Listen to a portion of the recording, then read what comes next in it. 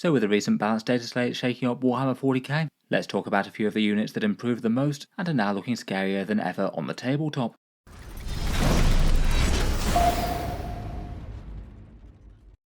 Hello and welcome back to Auspex Tactics, where today we're talking much improved Warhammer 40k units, and in this video I thought we'd just talk through a few of the ones that seem to improve the most in the recent update. I feel like in this most recent balanced data slate, maybe the general theme of it has been a bit more towards top armies and units getting reined in, as opposed to good stuff getting to be outstanding. Though I think there definitely are some units that are looking far more back on the menu for competitive lists, or were already solid and got some improvements. Let's talk through a bunch of the ones that gained the most, where they were before the changes, what's changed for them, and how they're looking now.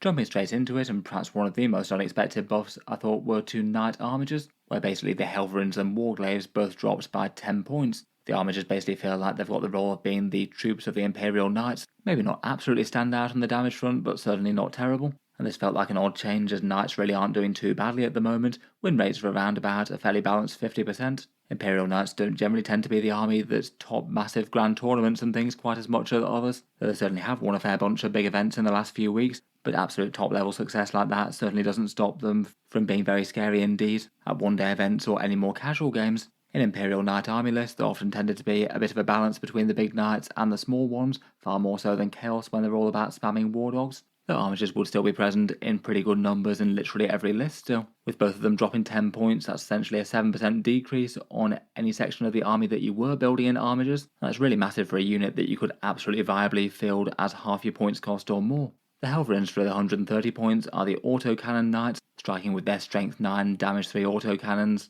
with inbuilt rerolls and the ability to gain anti-fly, which makes them quite handy against certain targets like Catan, and they can be great targets for bondsman abilities and also the Squire's duty for getting extra AP. The Warglaves generally tend to get used as frontline troops, moving up very quickly onto objectives, blasting enemy tanks and vehicles with that massive damage 4 melter gun, the inbuilt rerolls making that really quite reliable as well. And while the melee isn't standout, it's certainly very general purpose, and they will chip away against anything. It tends to be the best choice to have Warglaves taking objectives and then forcing the enemy to trade units for them, as you still have to commit something at least fairly chunky to be able to take out a 12 wound vehicle.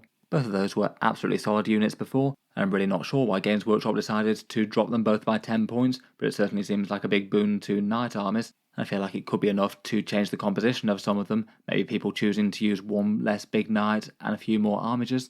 If you really wanted, you could do 11 of them plus Canis Rex and still have some points for a cheap agent squad or something, or various other combinations if you wanted to squeeze in a Calidus assassin.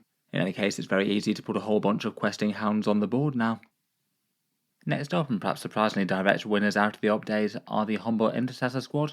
I certainly would have said that for perhaps the most iconic Space Marines around, they weren't really being used by all that many people, and it seems alongside the clutch of Space Marine buffs, Games Workshop also decided that they needed to be brought back to a bit more relevance. I guess just straight up doubling their bolt shots is one way to do that. Before the update, they weren't all that commonly seen in competitive Space Marine lists in any way. They're 80 points per 5 of them, and they had kind of okay general purpose stats for objective grabbing troops. Bolt rifles with their 2 shots out to 24 inches, AP1 and the assault and heavy keywords, OC2 bodies to power some pressure on points, a grenade launcher and a power fist, plus perhaps most importantly the utility of that sticky objectives type rule. So if they're holding an objective in the command phase, it becomes yours until your opponent can take it back. In general though, people just really weren't taking them in any kind of numbers at all. Maybe occasionally just the one squad to have that rule somewhere on your army, or occasionally used as certain character retinues as alternatives to the other choices available. If you wanted to, you could make more work, but it usually made sense to go for other things.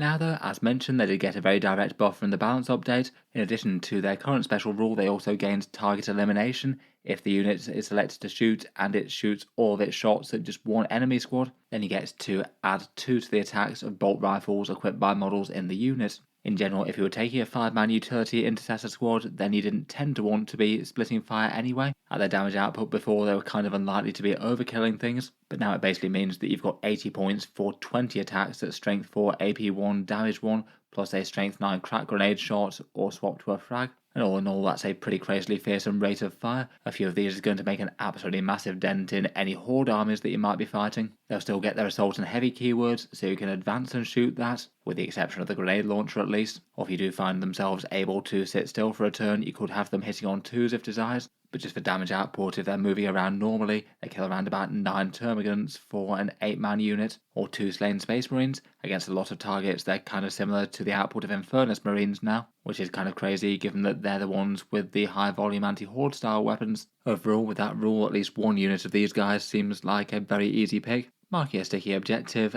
and then can have some pretty devastating firepower against enemy infantry advancing if they need to. I feel like you certainly could run more if you want some objective grabbing things that also deal weirdly high damage. Maybe they could even be a good target for Oath of Moment as well, with a +1 to wound roll making those strength 4 shots more relevant against tougher stuff. It's not like they're useless in melee either, with a few power fist attacks and a bunch more volume hits too. I think at first impressions I'd still be more tempted by squads of 5 rather than squads of 10. It'd be a bit easier to cover more objectives there, and I feel like their split fire rule might get into kind of diminishing returns. If you had 2 10-man squads side by side, then you couldn't shoot both without halving your damage output, and that might just be a little bit irritating. Maybe something like that could work in Anvil Siege Force though. Getting a +1 to wound on 10 of them when they're static could be pretty scary, and maybe along with heavy intercessors, they're a bit more likely to trigger it than some. Before we move on though, I'll just give a shout out to today's video sponsor in the Magnet Baron, a US based supplier of neodymium and 40k components compatible with a whole bunch of Warhammer kits. The magnets are good for modelling with high strength M52 ones, and they're based in the USA, so will be cheapest there, though can ship worldwide. Magnets are generally a pretty powerful tool in 40k. Being able to swap out a bunch of weapons and options from game to game can be really good for certain kits. I mean that you can be ready for when Games Workshop inevitably changes the rules, or just mixing it up and fielding different stuff. And they've got a whole bunch of kits that can help with this, things that are designed at magnetising specific kits with guides to go along with. One of the biggest and most impressive is this part 3D printed, part magnetic Imperial Knight kit, able to mount all the parts to give you a fully magnetised Questoris, able to swap out one part for another, and field all the weapon variants.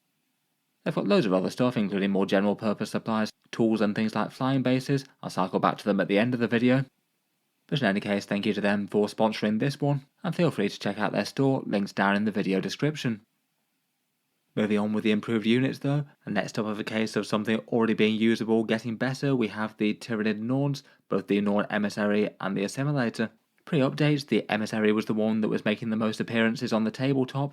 A great big beast at toughness 11, a 2+ save with a 4+ invulnerable, 16 wounds, and then that massive objective grabbing rule giving it OC 15 and 5+ feel no pains, if it manages to get in range of the point that it's nominated pre-game. Perhaps the toughness was the most impressive thing, but it also just has some fairly general purpose damage with some 18-inch psychic shooting of various types, plus a whole bunch of melee. Now buffed up to strength 8 and strength 10 with AP 2 and 2 to 3 damage. Maybe not stand out for the points cost, but enough that it's going to ruin the day of most normal sized squads that get into close combat with it. The Assimilator is the more sort of anti-tank one, no invulnerable save but scarier melee stats. It was a bit pricier and used far more rarely, but in my opinion maybe a little bit underrated and certainly not unplayably bad. In any case, in the update they both got some nice points cuts, dropping down 15 points. For its great big stack of stats, the Emissary is now 260 points, so really quite durable for that cost now. And given that they were appearing in a whole bunch of Tyranid lists already, that feels like a big win for them, maybe a temptation to take more than one. They'll enjoy Synaptic Nexus for the big stratagem access, they're really nice in Crusher Stampede as well as some of the better users of stratagems, and can certainly still make good use of the various buffs of invasion fleets. The Norn Assimilator I feel like is probably still going to be a little bit behind for most. It dropped by the same amount of points to 275, so I'm going to guess that most people will still be looking at the Emissary as their first choice. Still though, if you want some more dedicated anti-tank as Tyranids, it's looking a fair bit more credible now. Though it certainly could be an interesting unit for Assimilation Swarm now that it has the Harvester keyword as well. I feel like there might be a fair few more people tempted to go for that rather than the Emissary, if it basically gets the rule to heal itself D3+1 wounds each turn, just off its own steam, not even needing to be on an objective. Next up, and maybe potentially a little bit of a side grade, but still very interesting, is Rebute Guilliman, who I think definitely got a couple of massive buffs in this one, but it did come at the cost of a big points increase as well. And given that he was being considered really quite competitive already in Ultramarines list, I feel like he's still interesting, but in a slightly different and I guess more powerful way. For what he brings to the table, he has big scary melee stats with the Hand of Dominion and the Emperor's Sword, being pretty hard to take down with his lone operative protection near infantry, the Resurrect rule if he dies on a 3+, and the ability to move through ruin walls now, which him and the Lion didn't have before, and then either choosing one of his 2 very powerful buffs, essentially doubling down on Oath of Moment when you've slain the first target, or handing out 2 discounted stratagems to any unit within 12 inches, which is kind of interesting to get those sort of cheap stratagems on big scary Space Marine stuff like tanks and vehicles.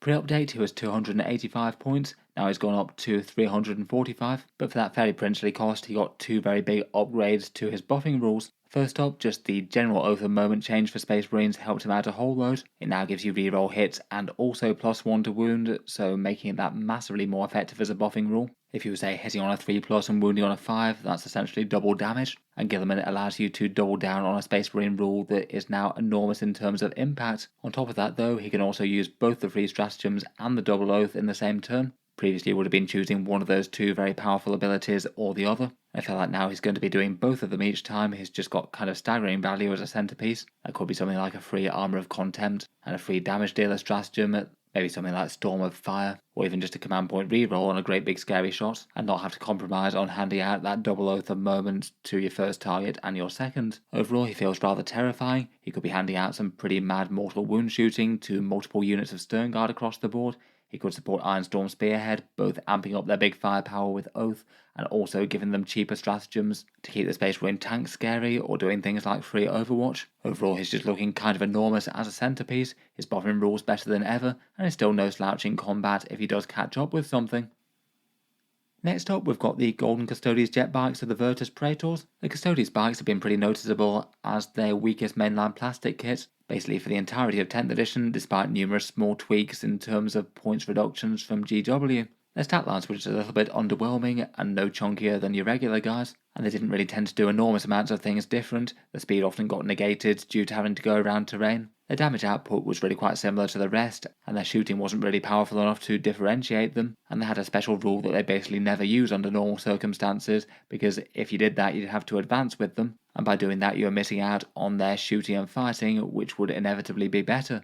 Now though, in the balance update they went up to 75 points per model, up from 70, so a small points increase there but nothing too significant. After that they gained a bunch of upgrades. First up they became Toughness 7 with 5 wounds, which still does have them being a little bit less tanky than most of the other Custodes out there, but far less far behind, which is nice. Their salvo launchers got boosted to Strength 10, AP 3 and Damage D6 +1 with twin links, so going from doing very little damage to tanks and vehicles to actually taking some scary chunks out of them now. And their bolters got boosted to sort of Guardian Spear style profiles, 3 or 6 shots at Strength 4, AP 1 and Damage 2, or with twin links. Both of those are good depending on whether or not you want to deal some damage to heavy hitters or clear some screens. Finally though, and to add icing to the cake, their special rule now works. Once per game you get to trigger a whole bunch of mortal wounds in a flyby attack if you can trigger it with a normal move. And you can do that normal move by moving up to the enemy unit and then dropping back if desired. That is allowed by the movement rules. Between all those, they're vastly improved compared with where they were before.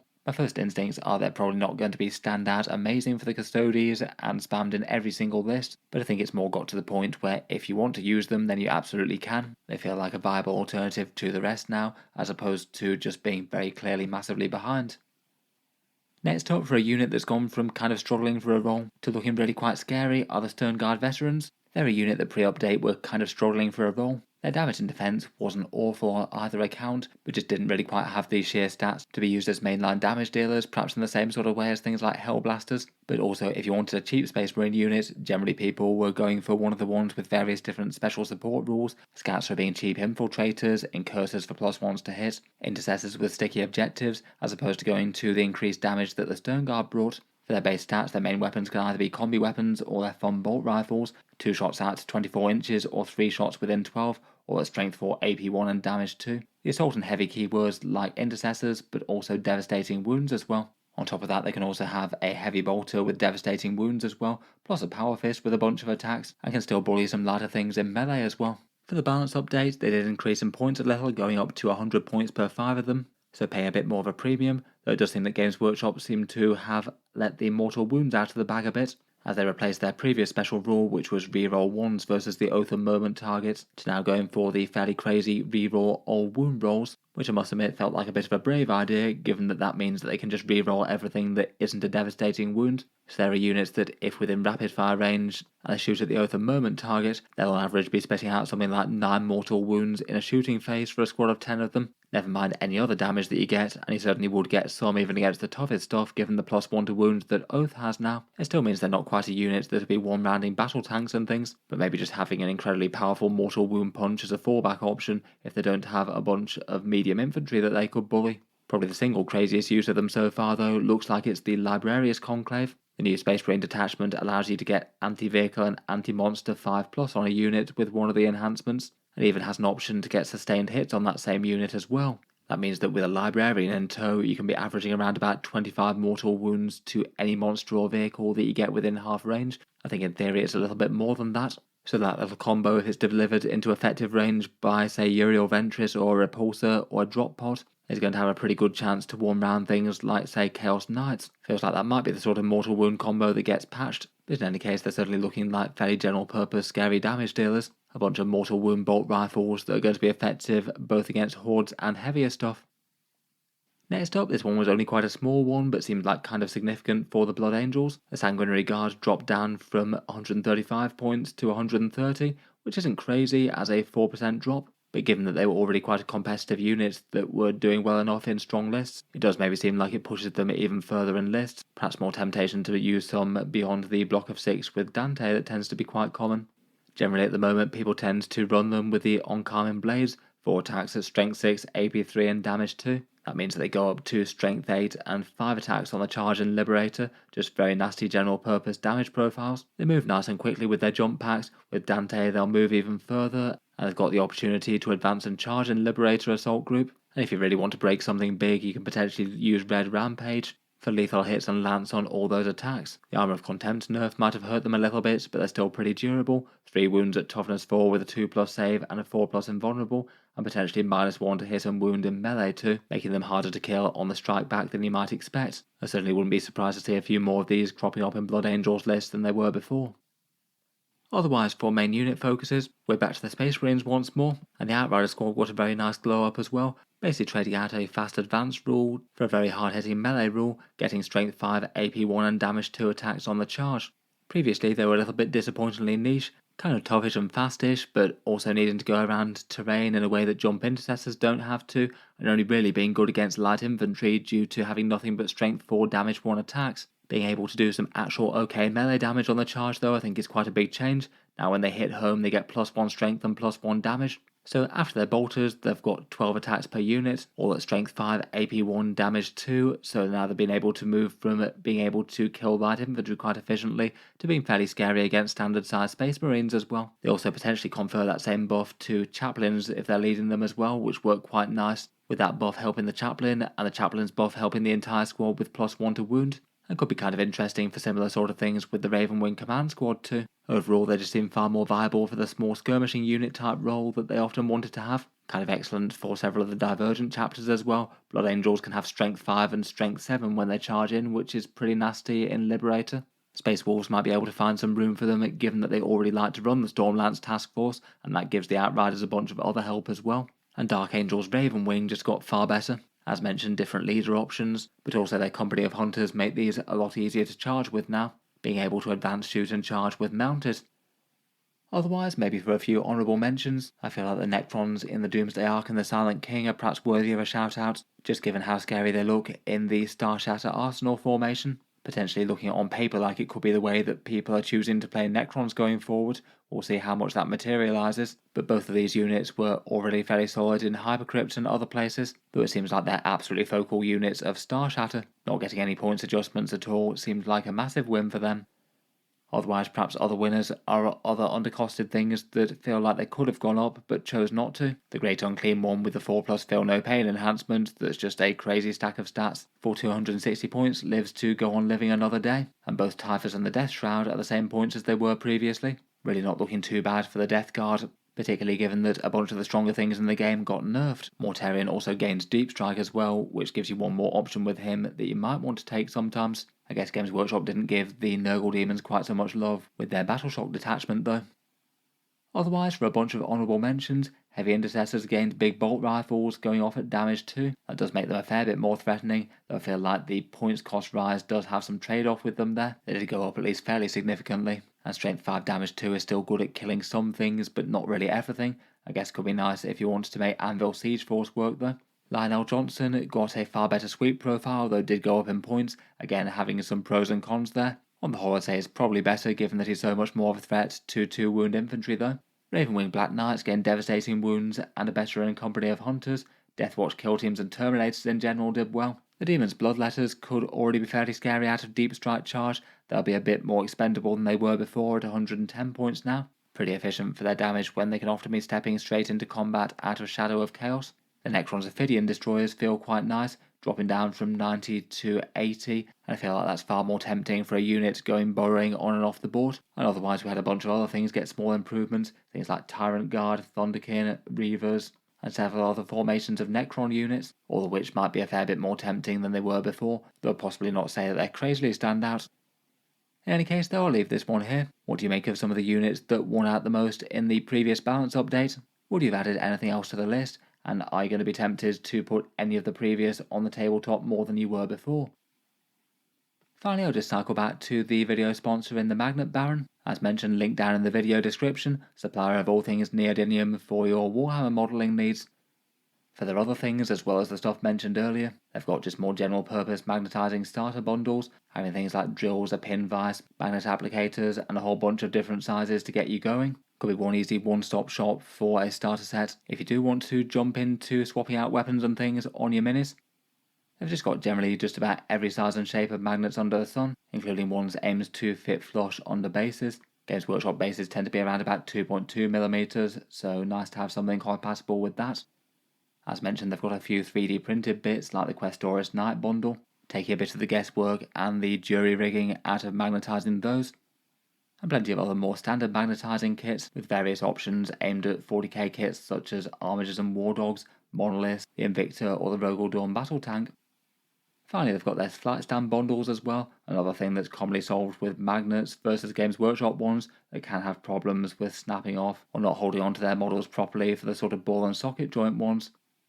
In any case, a big thank you to them for sponsoring this one, and feel free to check them out, links down in the video description.